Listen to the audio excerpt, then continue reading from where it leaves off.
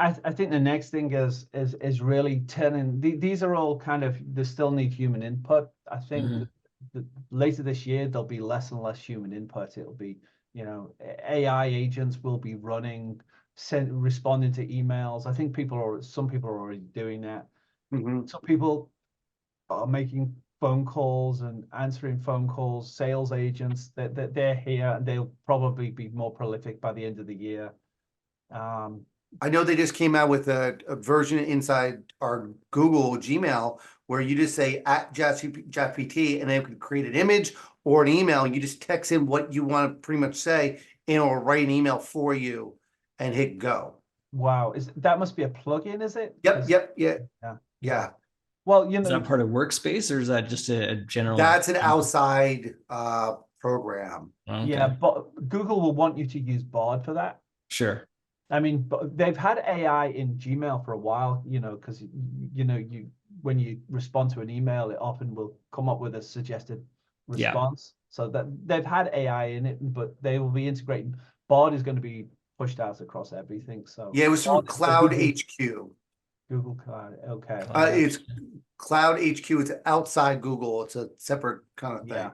Yeah. Okay. As I say, it's there's so many, there's tens of thousands of AI things now. It's almost impossible to know everything. So if you find something good, tell your friends about it, because yeah. That's so what you say.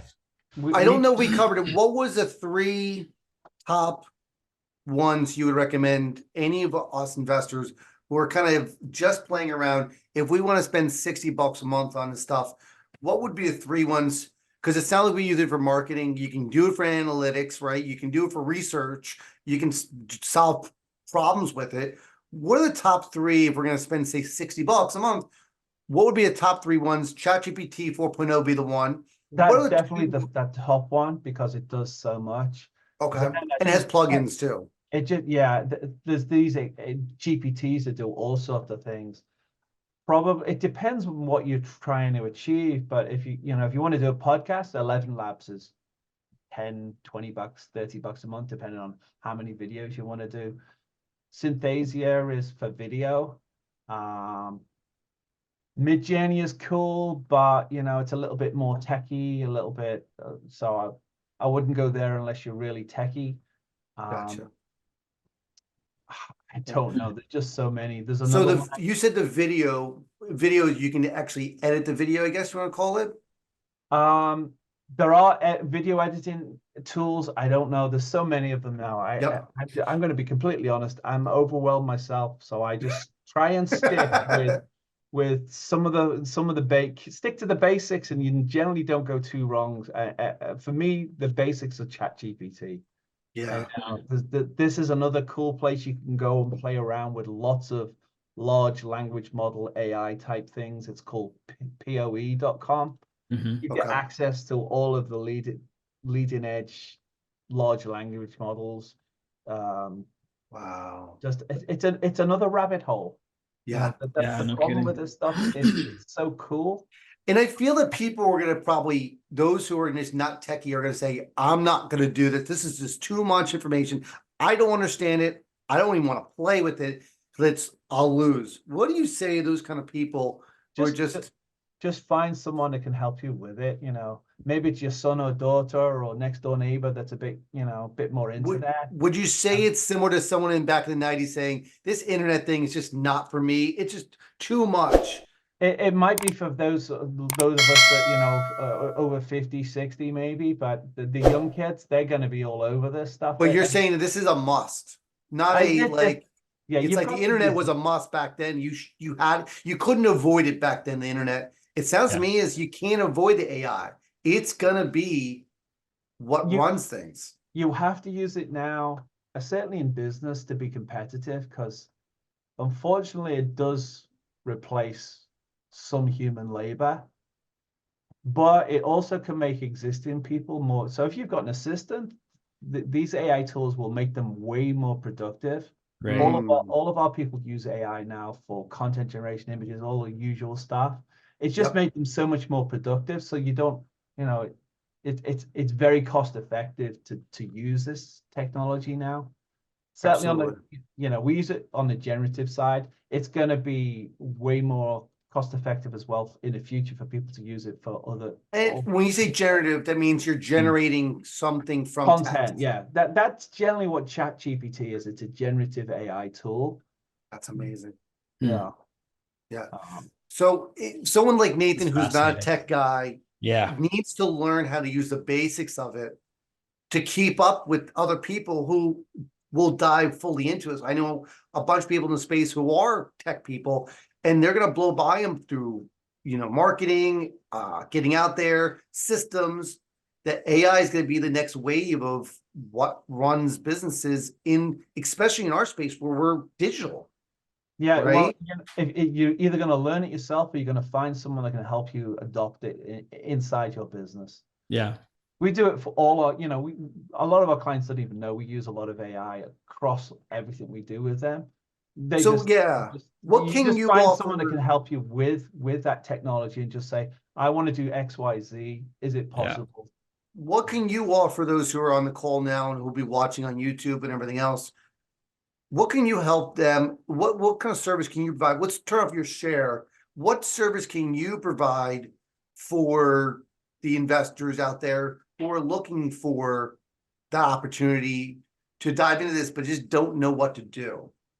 Well, we're a digital marketing company, so we use this for basically helping people with their marketing, so we use it for everything related to the website, videos, podcasts, types of stuff. If those are the types of things you need help with, just give me a call and we can see if that's something you can, or send me an email and see if that's something we can help you with.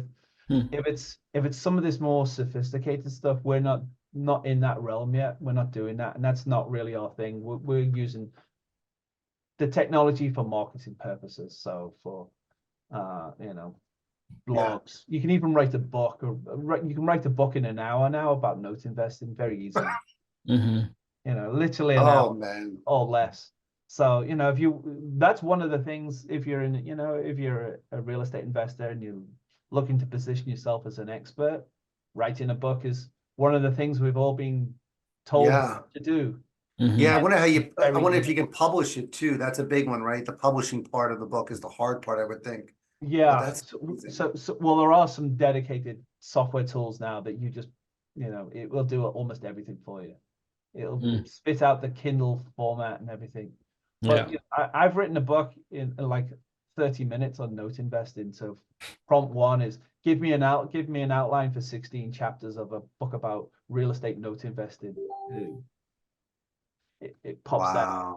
Then the next prompt is, okay, complete chapter one, and it'll write a complete chapter one, and then you just copy paste. Wow.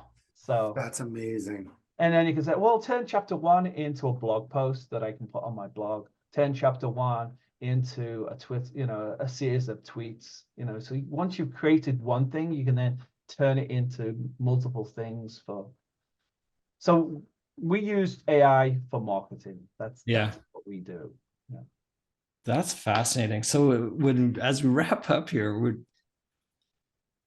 usually I'm asking some kind of crystal ball question about market conditions, but I'm curious about like AI. Where do you see it going here in the next 6-12 months? The people I follow believe we're going to achieve AGI within the next couple of years. What's AGI for those who don't know? AGI means the AI is as smarter than the smartest person on earth.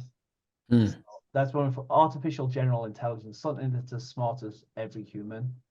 That's scary. That's the Terminator, self-awareness phase where So is that like Skynet? Like that's the Skynet point, yeah. Well, it's not going to be quite like that, but AI is that smart, they're going to be able to solve a lot of problems. Is that 5 years, 1 year? Some say one by 2030 for sure. Some people say within the next couple of years. GPT-5 supposedly may get a lot closer to a full AGI. So have you read, by chance, the Enders series, Orson Scott Card? No. All right, so I won't spoil it for you, but in some of the later books, it's science fiction stuff, really great. But anyway, Ender is this kid. He's a super genius. He fights a war. Later on, there's this thing that he ends up communicating with. He calls it Jane, and it's basically a super intelligence born of the internet. And the interesting thing is these books were written in the early 80s, so the internet didn't really exist yet, but it's what he describes. And he has like a little earplug, and he can communicate with this Jane person who has become this super intelligence born of the internet. And so it really reminds me of that. We're getting close to that. I mean, Alexa's not very smart at the moment. Yeah. But you know, as Alexa and Google, your smarter system will become way smarter than you. I mean, ChatGPT is already smarter than most of us. Yeah. It's estimated to have an IQ of like 140, you know, wow. 130, 140. So it's smarter than me. So, you know. Wow. Well, I'm gonna disconnect live from the feed. We're gonna do some after hours, but we put Simon's information. Click on that link, fill the form out. You'll get Simon's email address and contact information. Please feel free to do that. This has been amazing. I think we're just trying to understand everything from a real estate investment point of view, and we love to kind of follow up on this stuff because you're right. In 6 months, by the time DME happens in May, June, we may be in a different world, right? Yeah. It's going to move very fast. It's moved fast. This technology has moved faster than anything I've ever seen. And it's continuing to accelerate. This year will be a whirlwind as well. There'll be, you know, every week something's different. But, you know, let's not get too distracted. Just get down to basics, you know, like anything, get down to basics. Just start using the simple stuff. Sure. And then, you know, once you get comfortable with that, then you can move on to the more advanced stuff. Just start using ChatGPT, Bard, whatever you feel is good. Yeah. I would encourage you who are confused, instead of going to Google or Bing to do a search, just go to ChatGPT and put the same question in there and just compare the results. Yeah. Whatever the question is. And you will be amazed. Understand that the free version is dated. It's 3 years old or almost 4 now. So if it's something current, it may be a little dated, but you get an idea of what it looks like. So yeah, it's definitely amazing. You should play with it for sure and see what it can do. Yeah. Well, Simon, we're going to disconnect from the live feed. We appreciate your time. Hold on for after hours, and we'll talk to you soon. Take care, everyone. Thanks, Have everybody. a good week.